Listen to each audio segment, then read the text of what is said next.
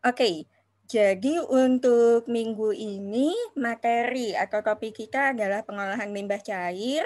Jadi insya Allah minggu ini kita belajar teorinya, minggu depan kita bisa waktu kuliah kamu sama Bu Aulia itu lihat implementasinya secara nyata itu seperti apa. Nah, untuk yang minggu ini sedikit refresh, ini kayaknya udah ya yang ini kemarin, apa sih namanya, sempat di slide terakhir minggu lalu. How do you, there gitu. Nah, pengolahan limbah cair, metode-metode pengolahan limbah cair itu bisa dibedakan, ada pengolahan secara fisik, kemudian juga ada pengolahan secara fisik, pengolahan kimiawi, kemudian juga ada pengolahan secara biologis. Pengolahan secara fisik itu meliputi screening, kemudian juga ada mixing, flokulasi, flotasi, filtrasi, sedimentasi, dan transfer gas. Jadi kalau dalam pengolahan fisik ini, kita basically betul-betul mengolah itu berdasarkan proses-proses fisika, berdasarkan sifat-sifat fisikanya. Sementara kalau misalnya dalam pengolahan secara kimia, apa sih namanya? Itu contohnya ada 3 macam, bisa saja terjadi presipitasi atau pengendapan. Kenapa terjadi pengendapan? Kira-kira karena dia bereaksi dengan senyawa lain sehingga yang tadinya sulit untuk larut itu jadi mengendap membentuk senyawaan yang sukar larut. KSP-nya jadi berbeda ya.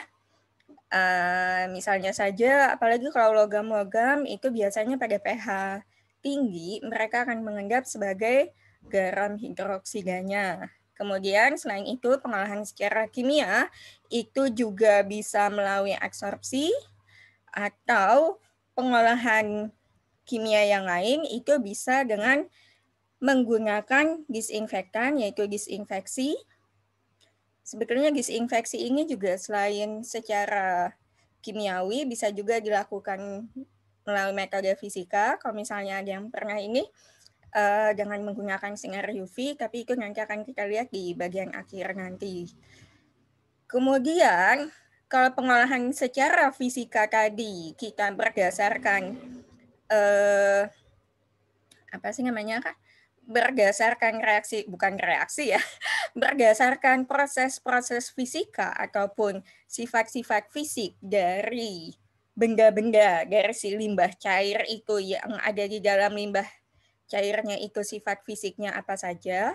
Kalau misalnya pengolahan secara kimia, ini kita mengolah limbah tersebut melalui reaksi kimia dengan menggunakan bahan-bahan kimia tertentu, maka kalau misalnya pengolahan secara biologis, tentu saja kita menggunakan bantuan mikroorganisme dan bisa dibedakan, umumnya lalu bisa dibedakan menjadi ada pengolahan secara aerobik, kemudian juga ada juga pengolahan secara anaerob. Aerobik ini dalam keadaan kaya oksigen, kondisinya itu banyak oksigen.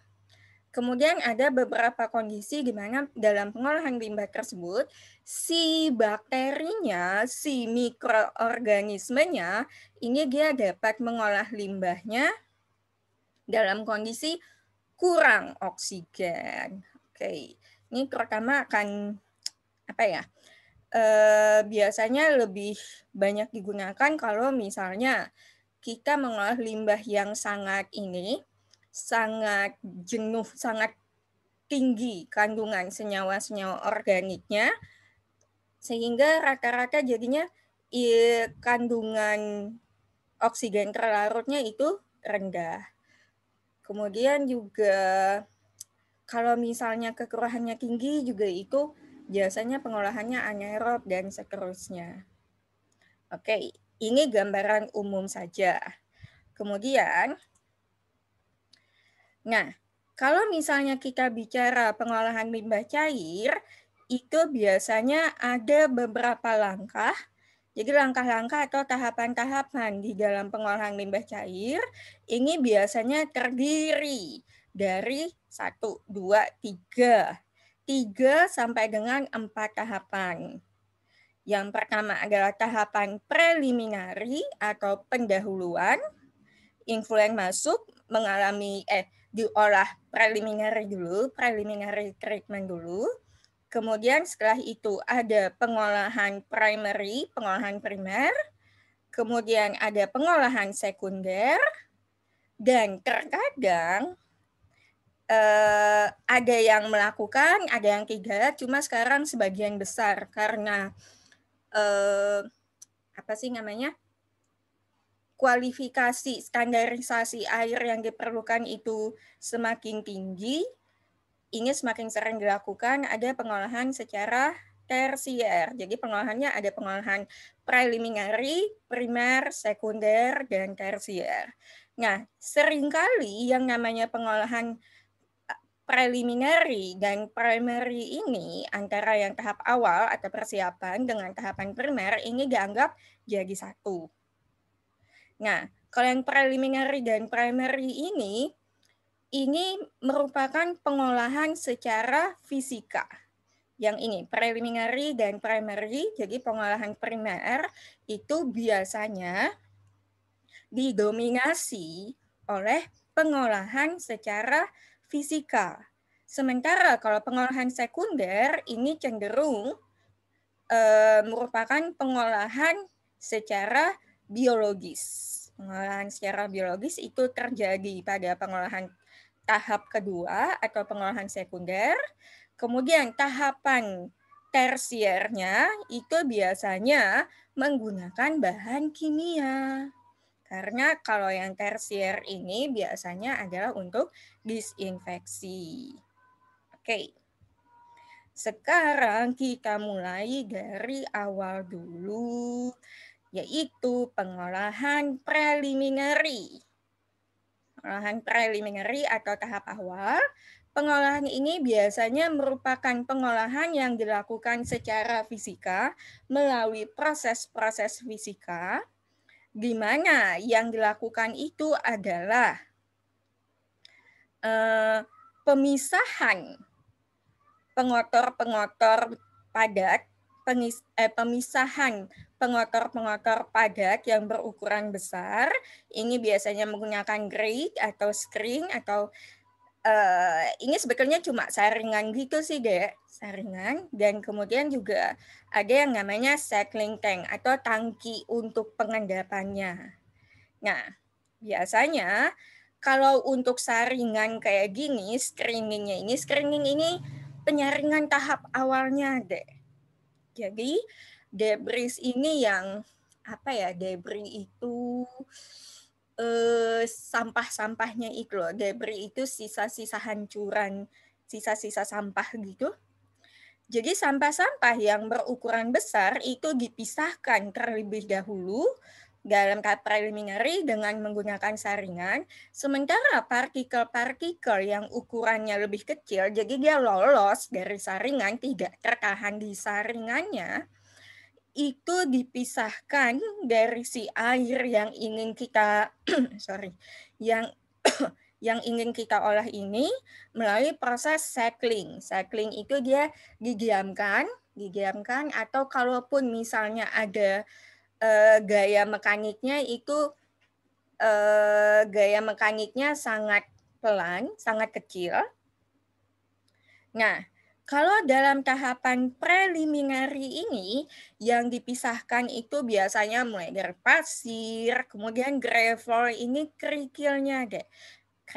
Kerikil, kemudian juga batu-batuan, kemudian juga ya objek bahan-bahan yang mengapung-apung begitu. Nah, ini yang tahapan awal, ini yang dipisahkan dalam tahapan awal. Nah, jadi daripada gini deh, kalau misalnya kita melakukan sesuatu itu kan mesti perlu saringan awal dulu ya. Karena kalau misalnya kita tidak menyaring, tidak melakukan penyaringan tahap awal ini, semua aja langsung diolah seperti itu, ya tidak efektif gitu loh. Sama aja kayak kalian misalnya kalau mau ikut organisasi atau apa, kan ada tahap screening awalnya, ada tahap pemeriksaan dokumen, wawancara. Jadi kelihatan nih mana yang bakal merusak duluan, itu mending disaring, mending dibuang di awal saja. Sama kayak proses pengolahan limbah. Kalau misalnya di tahap awal ini material-material padatan yang berukuran besar yang ujung-ujungnya nanti kalau misalnya mereka kita paksakan untuk diolah dalam instalasi pengolahan limbah kita, itu ujung-ujungnya cuma menyumbat pipanya lah, cuma menyebabkan sistem kita jadi rusak karena ada kerusakan mekanis segala macam lah, ya mending di awal di tahap screening, di tahap pengolahan awal ini dipisahkan duluan. Nah, jadi tujuan utama dari penyaringan awal ini, tujuan utama dari penyaringan atau pengolahan tahap awal ini adalah untuk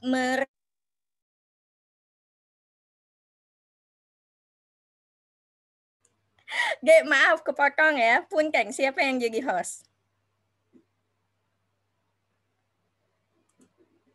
Oh, udah balik ke saya lagi. Oke, thank you. Sebentar, Dek. Ini just in case kerja lagi, saya nggak tahu kenapa tadi kepotong. Kopinya saya jadikan co-host ya. Sebentar. Let me find her name here. There you go. My co-host. Yes. Oke, kita lanjutkan. Maaf terpotong sedikit. Share screen. Oke. Nah, jadi tujuan utama dari proses penyaringan, dari proses screening di pengolahan tahap awal ini adalah untuk menghilangkan, untuk memisahkan material-material berukuran besar yang dapat menyumbat sistem pengolahan limbah kita. Jadi daripada pipa kita ke blok atau ke sumbat duluan, ya mending kita pisahkan kan. Kemudian selain itu juga, kalau misalnya setelah ini, setelah melalui screening ini tadi, dia biasanya akan melewati yang namanya grate chambers. Grate chambers ini jadi aliran arus air limbah tadi yang tadinya cepat nih ya melalui screening tadi, itu alirannya, laju alirnya jadi diperlambat. Diperlambatnya supaya apa? Supaya material-material yang ukurannya medium tadi, jadi dia lolos dari saringannya. Ini lama-kelamaan kalau misalnya dia di grate chambers ini, karena laju alirnya itu diperlambat, maka material-material berukuran lebih kecil yang lolos dari saringan tadi, lama-kelamaan itu lalu akan mengendap ke bawah sehingga bisa dipisahkan dari limbah cair yang ingin kita olah tadi. Oke, nah ini contoh screen-nya ini. Bisa dilihat di sini, jadi ini adalah saringan. Jangan mikir kayak saringan santan kayak gitu loh ya, atau saringan yang misalnya tadi kalian pakai untuk menyaring mie instan buat bikin Indomie goreng gitu, enggak. Ukurannya jauh lebih besar. Ini adalah screen yang digunakan di tahap awal pengolahan, yang tujuannya adalah untuk memisahkan, bisa dilihat di sini, material-material yang berukuran besar ini ketahannya di sini duluan. Oke. Nah, selanjutnya, jadi inlet atau air limbahnya masuk melalui sini dulu, biasanya dengan laju alir yang cukup tinggi. Kemudian selanjutnya setelah melalui saringan tadi, dia masuk ke grid chambers. Chambers ini apa ya? Chamber ini kayak ruangan gitu. Kalau misalnya ada yang baca Harry Potter and the Chamber of Secrets, buku kedua, kalau saya buku kedua, I'm pretty sure of it. Nah, di Great Chamber-nya ini, inletnya ini masuk, inlet yang masuknya ini adalah limbah cair yang sudah melalui screen tadi. Kemudian, karena sekarang laju alir si air limbah ini tadi diperlambat, maka lama-kelamaan partikel-partikel yang ukurannya lebih kecil sehingga bisa lolos dari screening awal tadi, itu bisa mengendap ke bawah. Bisa dilihat di sini, jadi partikel-partikelnya ini lama-kelamaan lalu terkumpul di bawah sini. Nah, kemudian biasanya kalau sudah di great chambers ini lalu mulai terpisah nih, yang bagian senyawa-senyawa organik jadi kayak lemak, minyak, segala macam gitu, dia akan ada di bagian atasnya, sementara yang material-material anorganiknya, partikel-partikel yang ukurannya lebih kecil tadi, mengendap di bawah. Nah, kalau misalnya sudah di sini, outlet dia keluar, sekarang relatively ukuran, relatively partikel-partikel pengotor yang ada di dalam limbah cair yang kita olah ini tadi, ukurannya sudah jauh lebih kecil.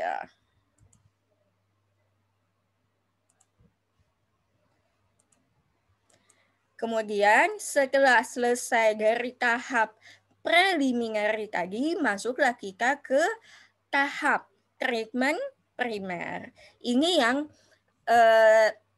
seringkali dianggap sama saja antara tahap preliminary sama primary. Kenapa? Karena rata-rata pada kedua tahapan ini pemisahan itu dilakukan sama nih, sama-sama pemisahan secara fisika. Jadi pengolahan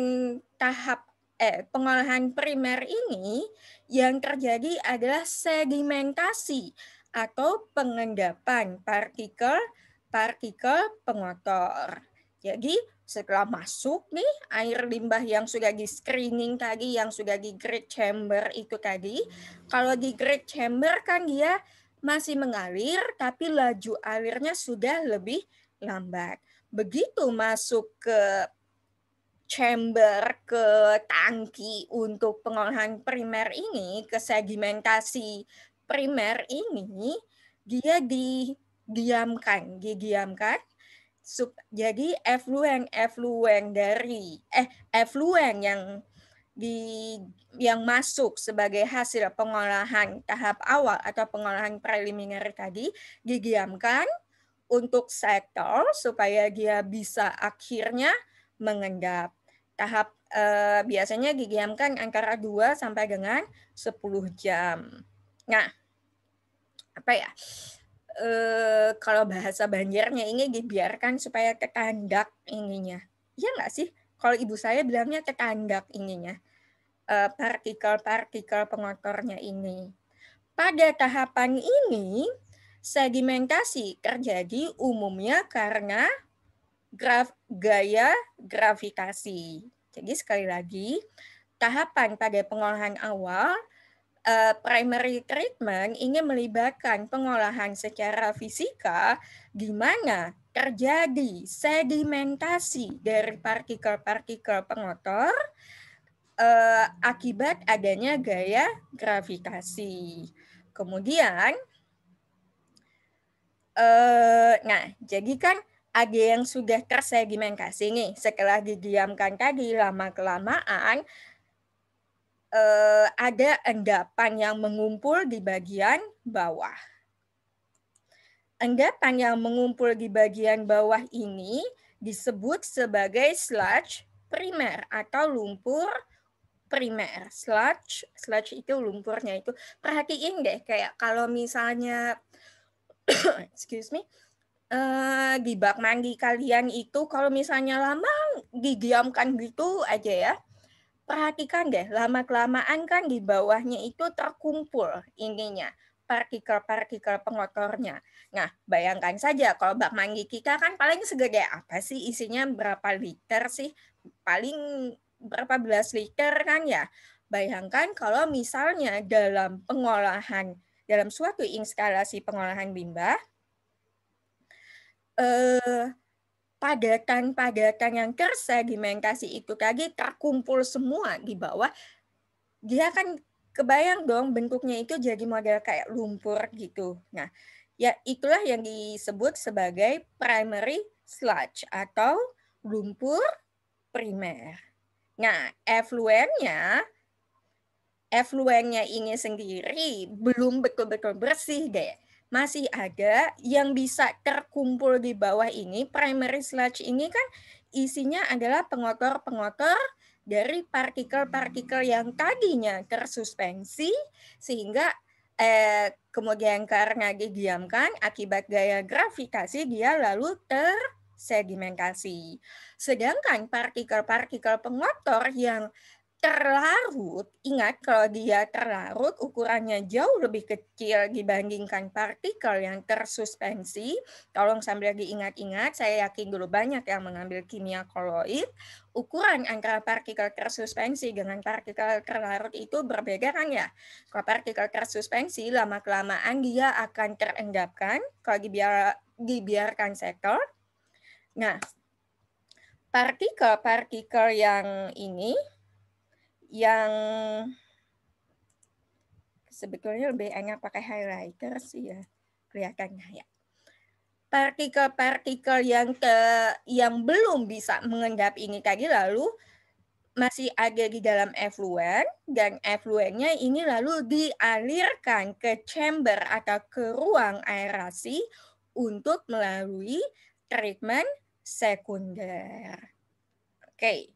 Nah, sekarang di sini seperti yang sudah disebutkan, nah ini kan screeningnya ya, ini screening, ini influen limbah cair mentah yang setelah melalui tahapan screening, padatan-padatan berukuran besarnya ini dipisahkan di screeningnya ini tadi, kemudian dia masuk ke grid chamber ini, laju alirnya menjadi lebih rendah, sehingga partikel-partikel yang tidak tembus, kebalik ya, partikel-partikel yang melalui saringan itu tadi bisa tersedimentasi, kemudian setelah melalui grid chamber, dia masuk lagi ke dalam tangki sedimentasi untuk melalui tahapan untuk didiamkan selama 2-10 jam tadi sehingga padatan-padatan partikel-partikel tersuspensinya itu bisa mengalami sedimentasi atau pengendapan.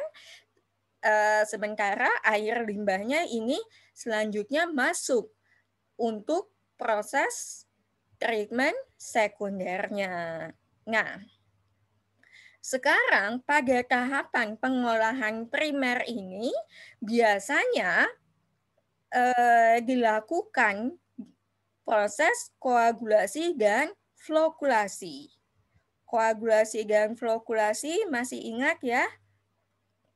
Koagulasi dan flokulasi. Koagulan, contoh koagulan apa saja? Ayo, yang sering dipakai. Ada tawas, ada PAC, yang paling umum dipakai itu biasanya tawas dan PAC biasanya. Kalau untuk skala besar, banyak sekali digunakan koagulan sintetik yang merupakan polimer aluminium atau garam-garam besi dan garam-garam aluminium.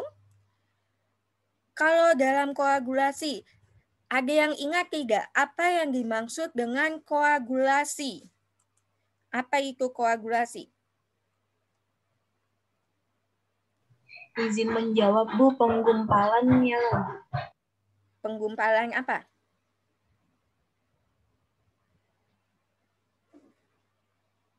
Penggumpalan, oke. Sedikit lagi. Apanya nih yang menggumpal?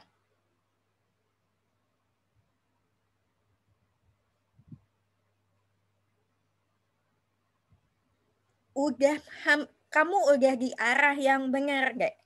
Cuma kita kadang-kadang kebalik antara koagulasi dengan flokulasi. Yuk, waktu kuliah kimia koloid kemarin yang diingat apa saja nih? Koagulasi, flokulasi ini pokoknya sangat erat kaitannya dengan koloid, dengan kimia koloid.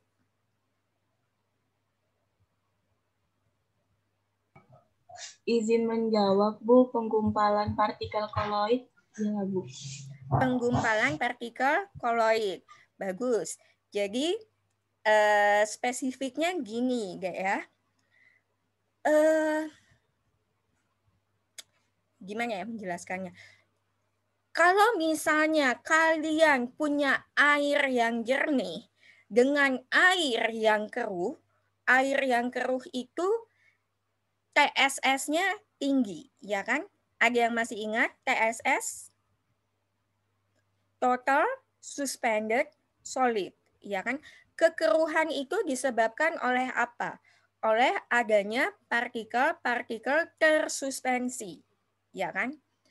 Nah, terkadang setelah dibiarkan settling, kalau didiamkan begitu saja, sebagian dari partikel tersuspensi itu akan tersedimentasi.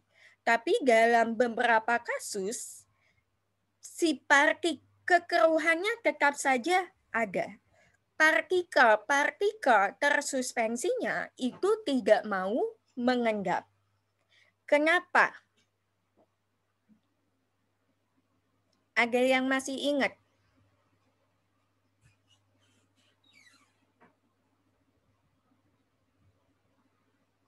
Ayo. Oke. Nah, jadi partikel tersuspensi ini adalah partikel yang nanggung gitu loh, Dek. Jadi ukurannya cukup besar sehingga secara visual bisa kita lihat dia itu menyebabkan kekeruhan. Tapi di sisi lain, dengan ukuran dia yang seperti itu, dia tidak bisa mengendap karena ukurannya yang terlalu kecil, ukuran dan masanya, beratnya itu terlalu kecil untuk bisa turun sendiri hanya dengan mengandalkan gaya gravitasi.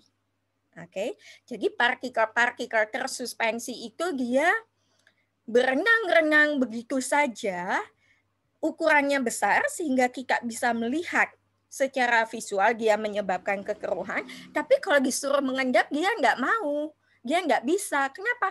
Lah, masanya dia, beratnya dia ini terlalu kecil untuk bisa diendapkan hanya dengan mengandalkan gaya gravitasi saja. Nah, lalu gimana caranya dong supaya dia bisa mengendap akibat adanya gaya gravitasi? Kira-kira bagaimana? Supaya dia bisa mengendap akibat gaya gravitasi, ya ukurannya itu harus diperbesar. Nah, bagaimana supaya ukuran si partikel tersuspensi tadi bisa menjadi lebih besar? Partikel-partikel tersuspensi itu tadi kita paksa supaya dia bisa membentuk vlog. Vlog di sini ada flokulasi, jadi vlog-vlog. Nah, kalau misalnya partikel tersuspensi tadi bisa saling berinteraksi satu sama lain, berkumpul membentuk vlog yang ukurannya lebih besar, maka lama-kelamaan ukuran dan massa dari vlognya itu tadi, vlog atau gumpalan seperti yang disebutkan Endah tadi, vlognya ini lalu lama-kelamaan akan bisa mengendap. Nah, masalahnya adalah kadang-kadang si partikel tersuspensinya ini terlalu sombong dia. Dia tidak mau berikatan satu sama lain. Kenapa? Karena dia memiliki muatan yang sama. Muatan, apa sih namanya? Dia memiliki muatan listrik yang sama, biasanya rata-rata bermuatan negatif. Kalau partikel-partikel itu semua muatannya sama, ya mereka tidak bisa saling berikatan dong satu sama lain, pasti saling tolak menolak, dia saling menjauh satu sama lain. Lah gimana mau membentuk vlog ya, gimana mau bersatu membentuk vlog sehingga akhirnya mengendap, saling mendekat saja mereka tidak mau. Karena ya itu tadi, mereka memiliki muatan yang sama. Biasanya sama-sama memiliki muatan negatif, sehingga malah terjadi tolak menolak. Lalu gimana dong supaya dia yang muatannya negatif, si partikel yang muatannya sama-sama negatif ini mau membentuk vlog, mau berikatan satu sama lain itu tadi, apa yang harus kita lakukan? Apakah kita ajak mereka ngomong dengan baik-baik? Ya nggak mungkin dong. Jadi itulah kenapa lalu kita menambahkan koagulan. Jadi tadi masalah kita apa? Permasalahan kita adalah partikel yang tersuspensi itu tadi tidak bisa membentuk vlog. Kenapa mereka tidak bisa membentuk vlog? Karena muatannya sama-sama negatif. Jadi inti permasalahannya adalah muatan negatifnya ini yang menyebabkan mereka tidak bisa membentuk vlog. Lalu solusinya bagaimana? Ya sudah, kalau mereka tidak mau membentuk vlog, mereka tidak mau tidak mau berikatan satu sama lain karena ngerasa sama-sama memiliki muatan negatif, solusinya adalah si muatan negatifnya ini kita kita netralkan. Kita netralkan dengan cara apa? Dengan menambahkan koagulan. Jadi fungsi koagulan ini adalah pada saat kita melarutkan koagulan di dalam si sampel limbah yang ingin kita olah ini tadi, si koagulan ini dia umumnya memiliki muatan positif yang lalu akan menetralisir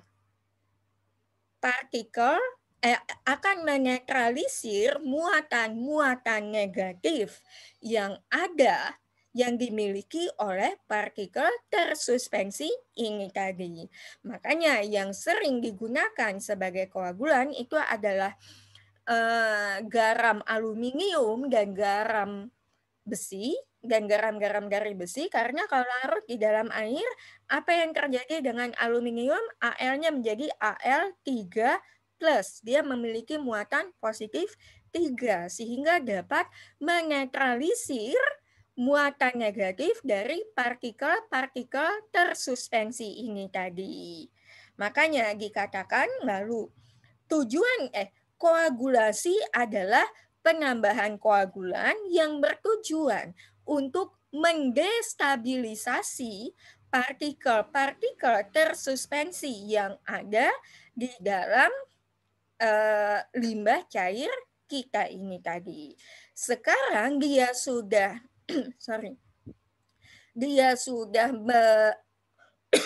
muatan negatifnya sudah kita netralkan, dia tidak lagi memiliki muatan, maka partikel-partikel tersuspensi ini tadi bisa lebih mudah untuk saling berikatan satu sama lain membentuk vlog. Nah, makanya jadi hati-hati di sini. Koagulasi dan flokkulasi ini seringkali terjadinya, bukan seringkali terjadi beriringan, malah kalau saya bilang selalu terjadi beriringan, tapi sebetulnya merupakan dua proses yang berbeda. Kalau koagulasinya itu adalah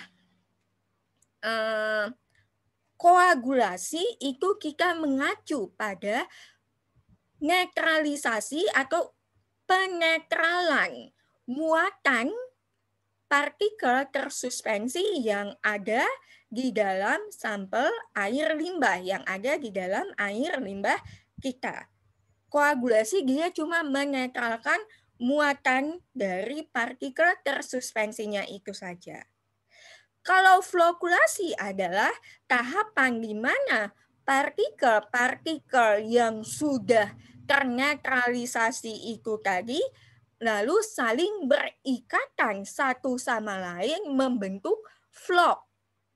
Nah, jadi koagulasi itu adalah netralisasi muatan dari partikel-partikel tersuspensinya.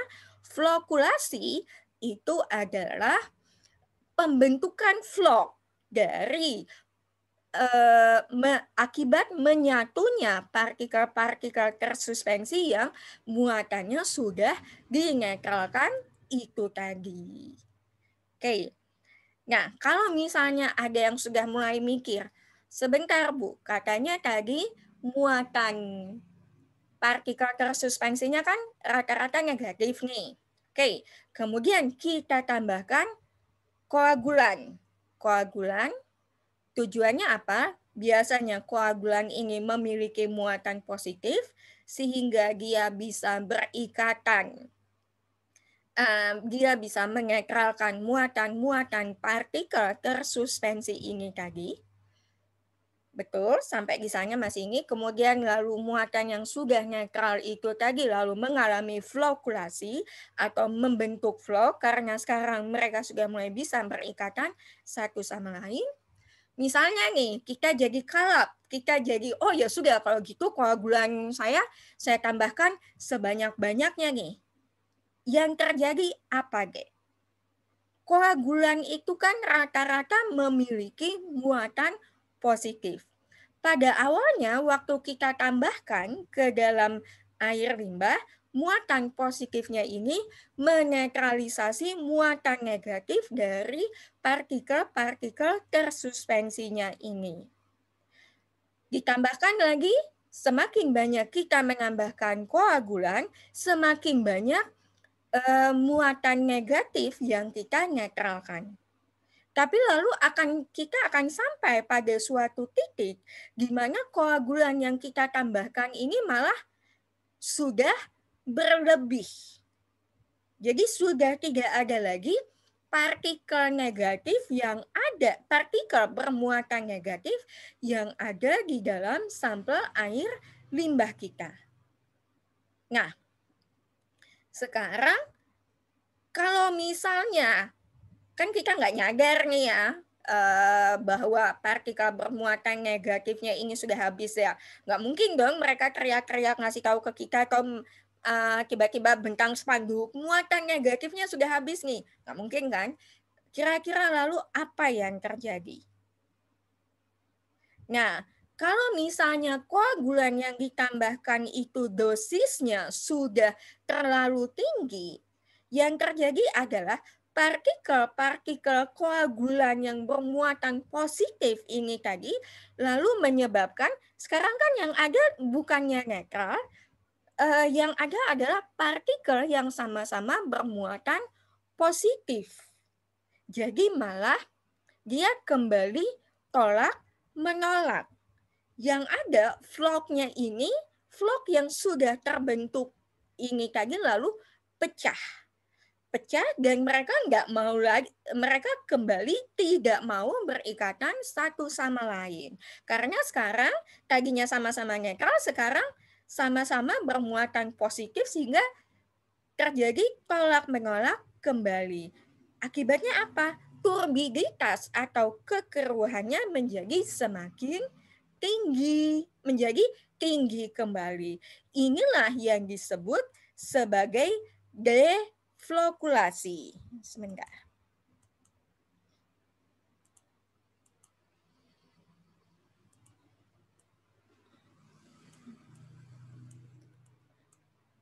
Oh my God, ini kapan sih saya bisa menulis dengan cantik menggunakan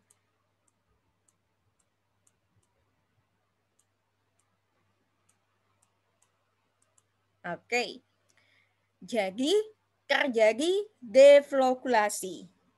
Deflokulasi ini adalah pecahnya flok yang sudah terbentuk akibat penambahan koagulan yang berlebihan, sehingga sekarang partikel-partikel yang tadinya sudah membentuk flok menjadi sama-sama bermuatan positif dan mengalami tolak-menolak, sehingga menyebabkan turbiditas atau kekeruhan justru kembali meningkat. Makanya selalu ada yang namanya dosis optimal koagulan. Kalau misalnya ditambahkan melewati dosis optimal ini tadi, koagulan menjadi tidak efektif lagi karena justru terjadi deflokulasi, di mana flok yang sudah terbentuk pecah kembali dan menyebabkan kekeruhan menjadi naik kembali. Oke, sampai sini ada yang mau ditanyakan?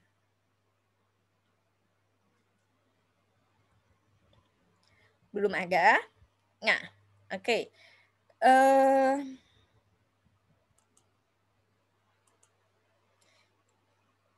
Ini adalah skema yang menunjukkan, jadi ini limbah cairnya ditambahkan koagulan, partikel-partikelnya ini mengalami destabilisasi atau netralisasi muatan. Biasanya kalau dalam koagulasi, nanti kalau misalnya ada yang tertarik skripsi atau penelitian tugas akhirnya ke kimia lingkungan, misalnya tentang koagulasi, atau kalian membaca jurnal tentang koagulasi, kalau kalian lihat cara kerjanya, itu ada pengadukan cepat diikuti dengan pengadukan lambat. Pengadukan cepat ini untuk memastikan bahwa koagulan terdistribusi secara sempurna, kemudian diikuti dengan pengadukan lambat. Pengadukan lambat ini jadi dia tetap diaduk supaya untuk mendorong supaya partikel-partikelnya ini bisa saling bertemu satu sama lain hingga membentuk flok, tapi juga tidak boleh terlalu cepat karena kalau gaya mekanik dari pengadukan tadi terlalu tinggi juga floknya malah pecah. Oke. Kemudian seperti yang sudah disebutkan tadi, flok yang setelah terjadi flokulasi, flok-flok yang terkumpul ini lalu tersedimentasi menjadi sludge. Sludge atau lumpur ya, lumpur primer. Sementara air limbah yang di bagian atasnya ini tadi dialirkan menuju ke tahap pengolahan sekunder atau secondary treatment. Nah, di sini jadi setelah selesai proses pengolahan primer ini tadi, efluennya ini akan memasuki aeration chamber atau ruang aerasi di mana kita memompa udara ke dalam si limbah cair ini. Nah, kenapa? Kenapa kita perlu melakukan aerasi? Karena gini, pada tahap pengolahan sekunder, pengolahan yang terjadi ini adalah pengolahan secara biologis. Pengolahan secara biologis, jadi dengan mengandalkan pengotor-pengotor yang terlarut di dalam limbah cair ini, limbah cair punya kita ini tadi, kita harapkan akan didegradasi oleh si bakteri ini tadi, oleh mikroorganisme. Nah, tapi supaya mikroorganisme yang kita gunakan untuk mendegradasi pengotor ini bisa hidup dan berkembang biak, kita perlu udara. Ya gimana mikroorganismenya mau bekerja kalau untuk hidup saja dia tidak bisa gitu loh. Makanya itu dilakukan aerasi untuk meningkatkan kadar oksigen terlarut yang ada di dalam air limbah sehingga bakteri atau mikroorganisme itu bisa menguraikan pengotor-pengotor terlarut yang ada di dalam limbah cair kita ini. Oke? Jadi itu tujuan aerasi ini tadi. Nah, sekarang kalau untuk sekunder pengolahan untuk pengolahan limbah sekunder ini ada istilah yang namanya sistem lumpur teraktivasi. Sistem lumpur teraktivasi ini tadi maksudnya apa? Jadi gini, si limbah cair yang masuk ke dalam sistem pengolahan sekunder ini kan kalau misalnya kita aerasi ini, dia lama-kelamaan lalu akan membentuk suatu inti di mana form nuklei ini kayak partikel inti yang lalu bisa menjadi titik awal perkembangan mikroorganisme. Nah, lalu si mikroorganisme yang mulai tumbuh di inti ininya tadi, ini kelamaan lalu dia akan berkumpul terus-menerus hingga membentuk padat. Dibilang padat banget sih enggak deh ya, tapi dia cenderung kayak gelatin, kayak gel gitu. Yang jadi sekarang lumpurnya ini, lumpur yang terkumpul ini tadi sudah mengandung mikroorganisme. Kalau misalnya di ini tadi, apa sih namanya? Di tahap pengolahan primer tadi kita punya lumpur primer yang isinya adalah endapan dari partikel tersuspensi yang telah mengalami sedimentasi. Kalau activated sludge ini, lumpur teraktivasi ini tadi, si lumpurnya itu mengandungnya tidak hanya partikel-partikel tersuspensi yang sudah tersedimentasi itu saja, tapi juga sudah mengandung mikroorganisme yang dapat mendegradasi pengotor. Makanya lalu dikatakan teraktivasi.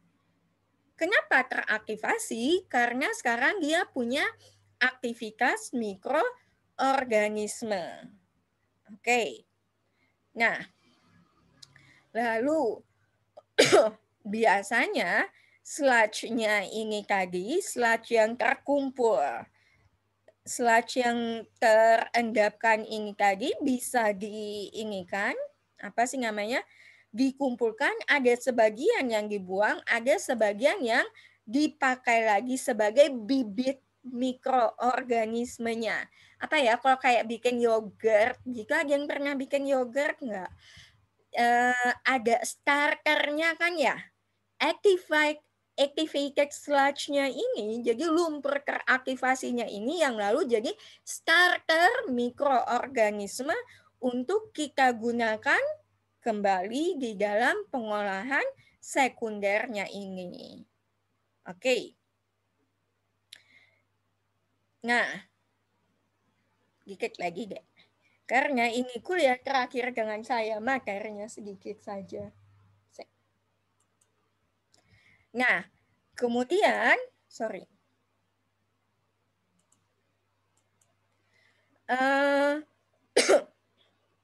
jadi di tangki pengolahan sekunder ini tadi juga mengalami Ada yang namanya sedimentasi juga, ada pengendapan juga. Cuma bedanya antara pengendapan di pengolahan primer tadi tidak ada mikroorganisme yang terlibat. Kalau lumpur sekunder yang activated sludge ini tadi, sekarang lumpur yang terkumpul di sini ini rata-rata mengandung mikroorganisme, dan mikroorganismenya ini ya makannya dari lumpur ini tadi. Dia mendapatkan nutrisi ya dari lumpur yang terkumpul di bawah ini tadi dan kemudian kita gunakan kembali. Nah,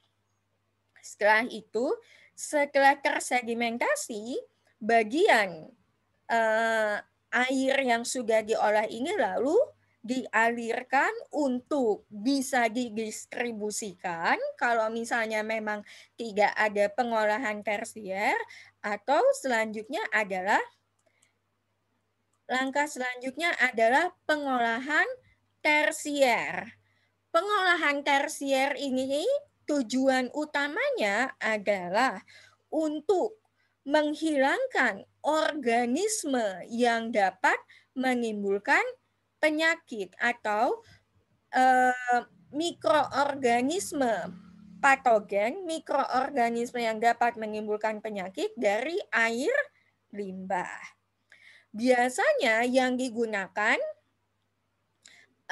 makanya dikatakan pengolahan tersier ini adalah proses disinfeksi atau kita mematikan mikroorganisme patogennya.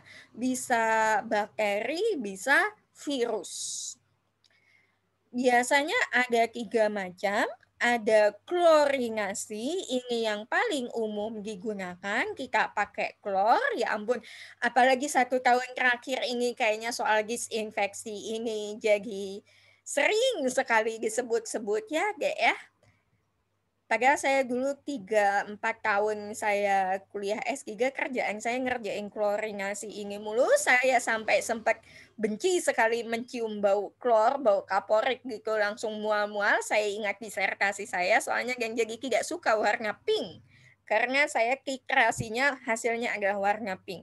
Sumpah jadinya bosen sekali. Bayangkan saja, kalian baru praktikum 2 jam, kadang-kadang udah bosen kan ya? Ini saya ngerjain penelitian 3 tahun yang dilihat itu saja deh. Bosennya udah kayak apa aja. Anyway, klorinasi ini biasanya menggunakan klor bebas, biasanya pakai NaOCl atau bisa pakai sodium hipoklorit atau NaOCl atau HOCl atau asam hipoklorit. Nah, tapi klorinasi ini sendiri sebetulnya juga sudah mulai banyak mendapatkan, bukan sorotan ya, orang mulai hati-hati menggunakan klor bebas. Klor bebas di sini, let me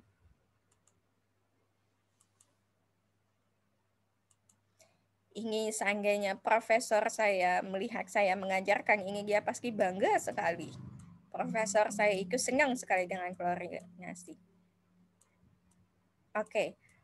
Klor bebas yang biasanya digunakan dalam klorinasi ini adalah HOCl atau asam hipoklorit yang biasanya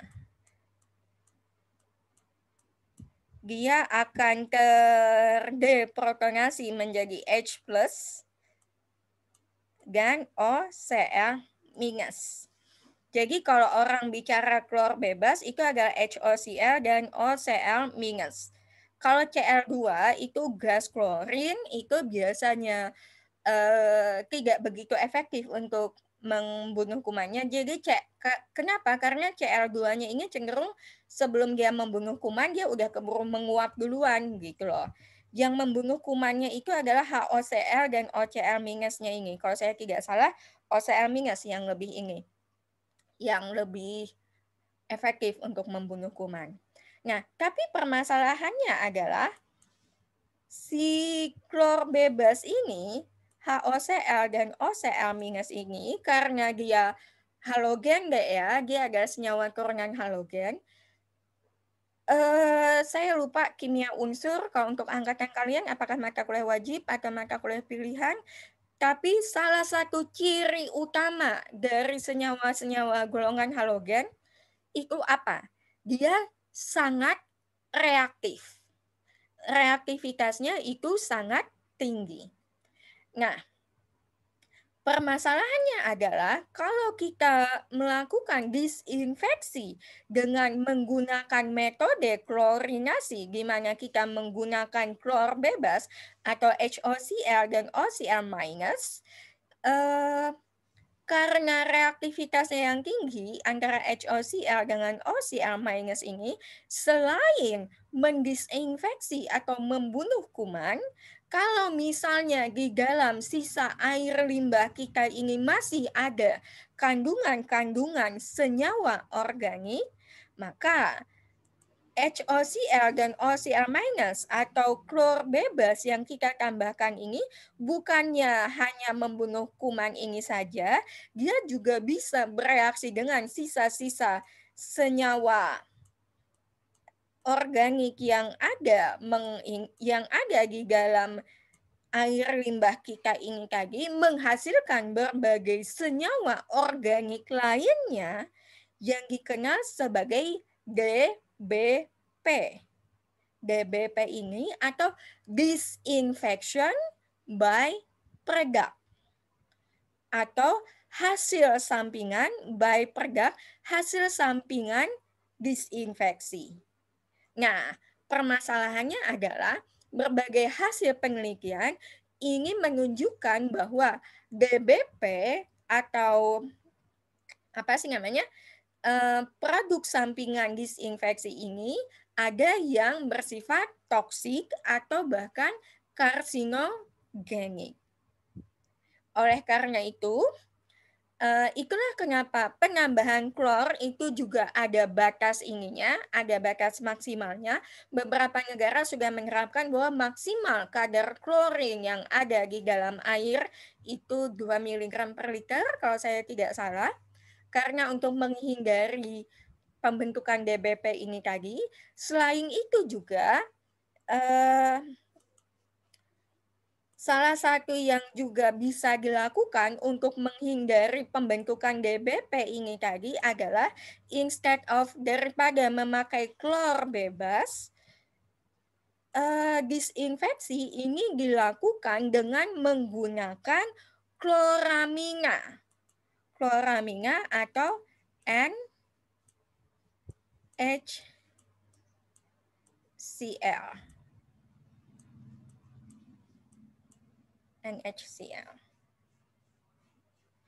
Ada NH2Cl2, sorry.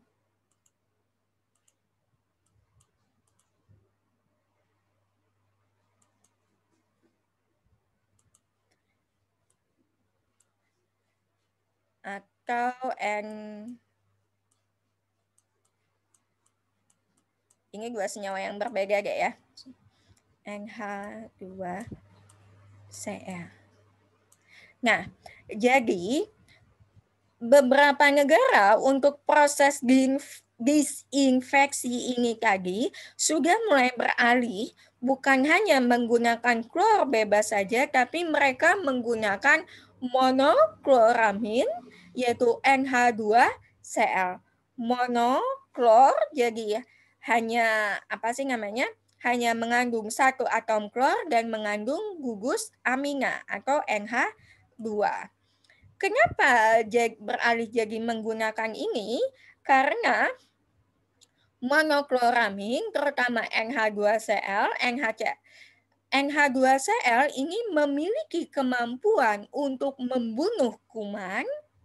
Dia juga memiliki kemampuan untuk bersifat sebagai disinfektan, tapi reaktivitasnya ini lebih rendah dibandingkan klor bebas.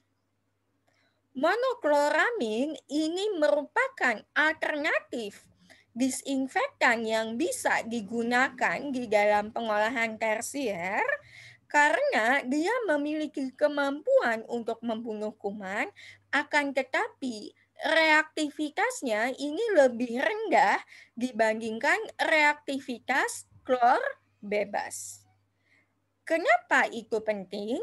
Karena kalau reaktivitasnya itu lebih rendah, kita mengurangi kemungkinan terjadinya pembentukan DBP atau pembentukan disinfection byproduct atau produk sampingan disinfeksi yang mungkin saja ini berbahaya. Beberapa negara di Uni Eropa sudah mulai menggunakan monokloramin instead of klor bebas.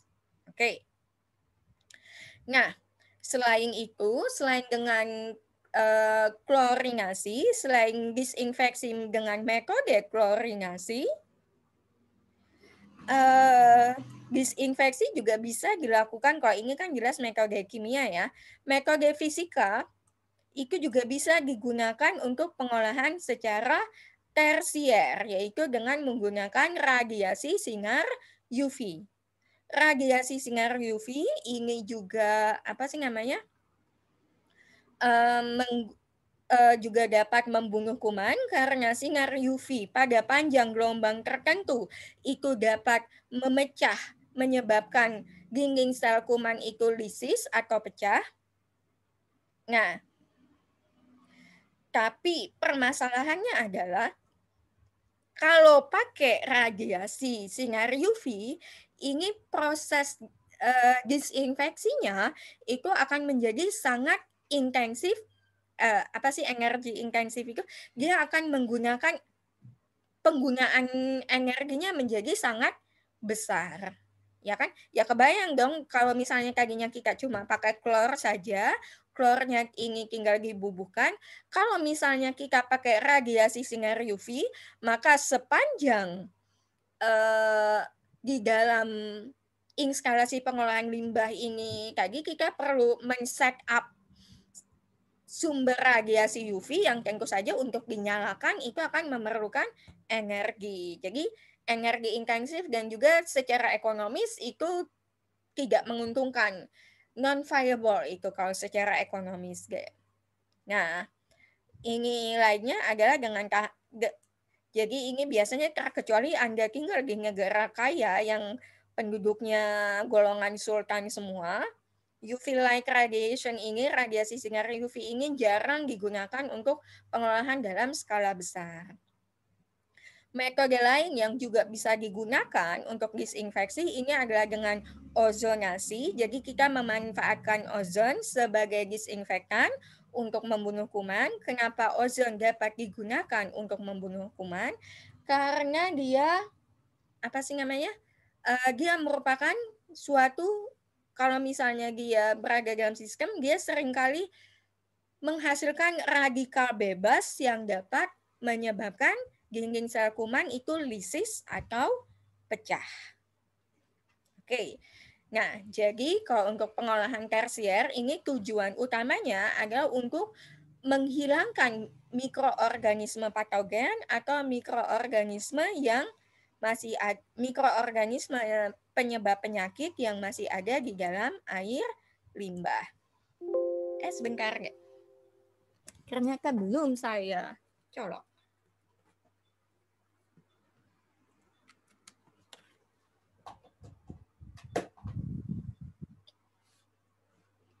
Oke. Nah, ini jadi kalau misalnya kita ini kan kalau misalnya kita review ulang beberapa tahapan dalam pengolahan air limbah itu meliputi tahapan awal atau preliminary, di mana limbah cair, padatan-padatan berukuran besar yang ada di dalam limbah cair itu dipisahkan melalui saringan atau screen yang kemudian dilanjutkan dengan pemisahan menggunakan grid chamber, kemudian preliminary treatment. Jadi tujuan utama dari preliminary treatment itu adalah memisahkan pengotor berupa padatan-padatan berukuran besar dari limbah cair. Setelah selesai preliminary treatment, Efluennya ini masuk ke dalam pengolahan primer atau primary treatment.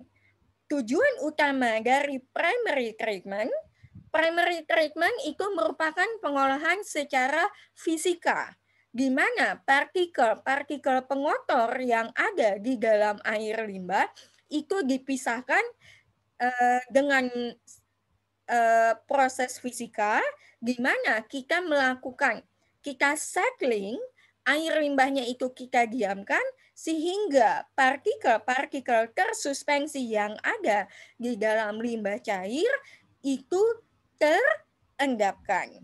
Di dalam tahapan pengolahan primer ini seringkali kita inginkan, seringkali juga dilakukan penambahan koagulan yang tujuannya apa? Penambahan koagulan bertujuan agar partikel tersuspensi yang ada di dalam air limbah kita ini tadi itu muatannya ternetralisasi sehingga mereka bisa mengalami flokulasi atau pembentukan flok.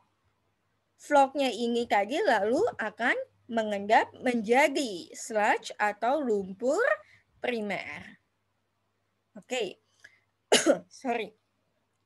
Hasil pengolahan primer ini tadi lalu masuk ke dalam pengolahan sekunder.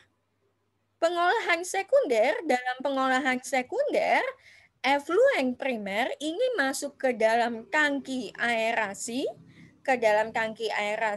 di mana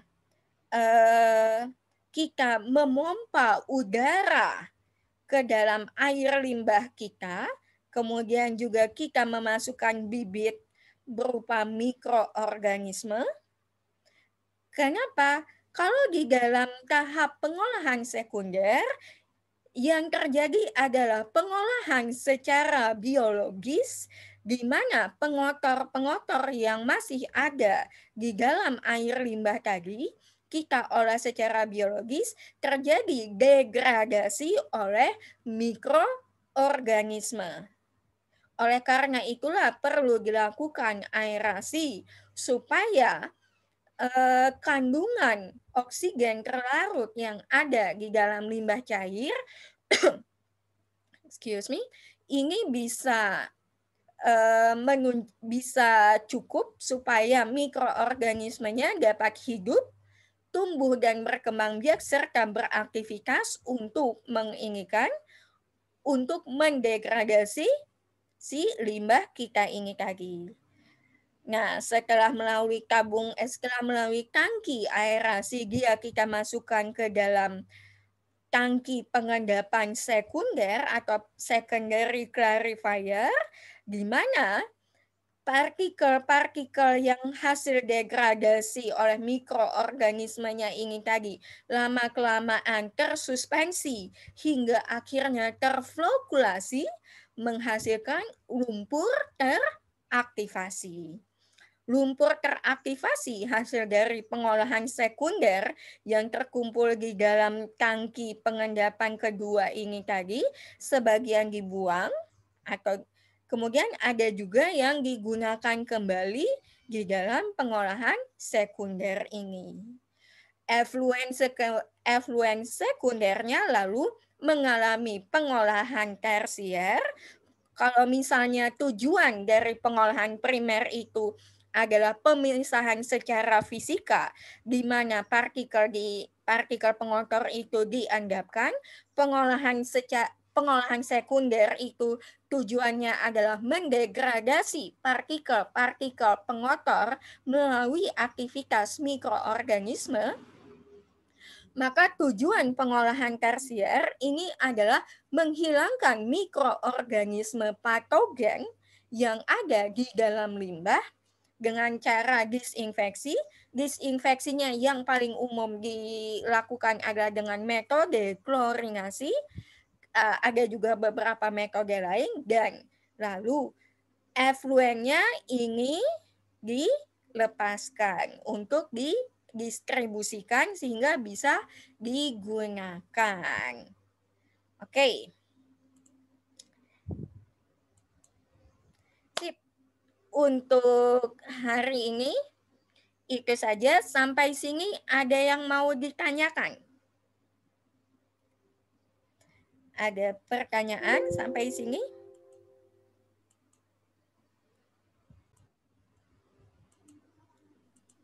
Ibu izin bertanya, Bu. Ya, silakan. Nurul ya, Hikmah. Cara mengetahui takaran koagulan supaya tidak berlebih itu bagaimana, Bu? Oke, good answer. Good question. Jadi gini, sebentar ya, ini kok suara saya hilang.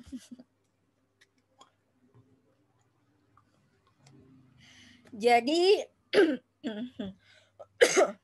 bagaimana caranya untuk mengetahui dosis optimal dari koagulan untuk digunakan dalam pengolahan air limbah ya? Seperti itu ya pertanyaannya. Iya, Bu. Oke. Nah, untuk mengetahui dosis optimal koagulan yang perlu ditambahkan untuk memperoleh hasil yang optimal dan supaya tidak terjadi deflokkulasi akibat penambahan koagulan yang berlebih, ini biasanya suatu sistem suatu instalasi pengolahan air ini sebelum menambahkan koagulan itu mereka rata-rata sejauh yang saya tahu ya itu akan melakukan yang namanya jar test. Sebentar saya ketik di sini. Nah, jar test ini jadi kita punya biasanya ada 6 sih. Satu set itu isinya ada 6 gelas beker. Ke dalam setiap gelas beker ini dimasukkan sampel air yang ingin kita olah. Sampel air yang ingin kita olah. Kemudian ke dalam masing-masing gelas beker berisikan air sampel itu tadi, kita tambahkan kita tambahkan koagulan dengan dosis yang bervariasi. Kemudian dilakukan pengadukan secara cepat, pengadukan lambat, dibiarkan sedimentasi selama kurang lebih 30 menit. Lalu dilihat dari 6 gelas beker itu tadi, dari 6 sampel itu tadi dengan dosis yang berbeda-beda itu tadi, mana dosis yang memberikan hasil yang paling optimal.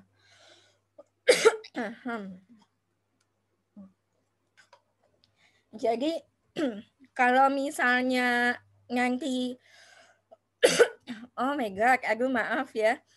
Kalau misalnya kalian ini sudah semester 5 ya. Semester 5 kan? Semester 5, semester 6 nanti pada mau ngambil magang, mungkin ada yang magang di PDAM. Jar test ini adalah salah satu prosedur rutin yang dilakukan untuk menentukan banyaknya dosis optimal dari koagulan. Oke, kalau misalnya ada yang tanya dosis optimal untuk setiap koagulan sama nggak, Bu? Beda. Dosis optimal koagulan itu berbeda-beda, setiap koagulan akan punya dosis optimalnya masing-masing. Ini topik kesukaan saya karena penelitian anak-anak saya rata-rata tentang koagulasi ini. Beberapa mungkin cuma perlu dosis sekian ppm, beberapa akan perlu dosis yang lebih tinggi, tapi selain jenis koagulan, dosis optimal koagulan itu juga akan ditentukan oleh si kondisi limbah itu sendiri. Beberapa limbah, kalau misalnya memang turbiditas awalnya itu rendah, ya dosis optimalnya tidak akan sama dengan air limbah yang turbiditas awalnya sudah tinggi duluan. Jadi misalnya nih kalian kerja di PDAM, misalnya hari ini dosis optimalnya adalah 150 ppm, misalnya koagulannya pakai PAC, dosis optimal hari ini 150 ppm. apakah besoknya dengan air yang akan diolah sudah berbeda lagi, dosis optimalnya masih 150 ppm, belum tentu sama deh. Jadi kondisi awal dari air yang ingin kita olah itu juga akan menentukan dosis optimalnya. Makanya sebelum dilakukan pengolahan itu selalu dilakukan jar tes terlebih dahulu. Oke, sudah terjawab pertanyaannya? Sudah, Bu. Makasih banyak, Ibu. Oke, ada lagi pertanyaan lain?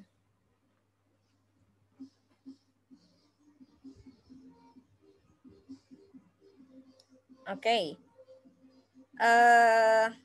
Kalau misalnya tidak ada pertanyaan lain, sekali lagi minggu depan kita insya Allah kuliah kamu sama Kak Aulia. Saya kadang-kadang Bu Aulia, kadang-kadang Kak Aulia, bingung sendiri. Aulianya juga nggak mau kalau saya panggil Ibu.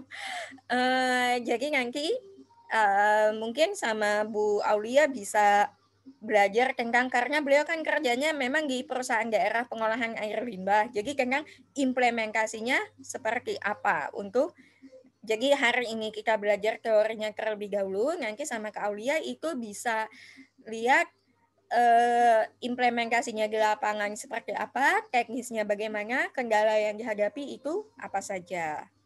Oke, mohon maaf saya belum selesai ini ngoreksi punya kalian, tapi saya sempat lihat loh itu tiba-tiba jumlah penonton YouTube untuk yang kuliah kita tiba-tiba jadi naik. Ini saya sambil mikir, ini kayaknya lagi pada ngerjain UTS semua, tiba-tiba pada nonton YouTube-nya.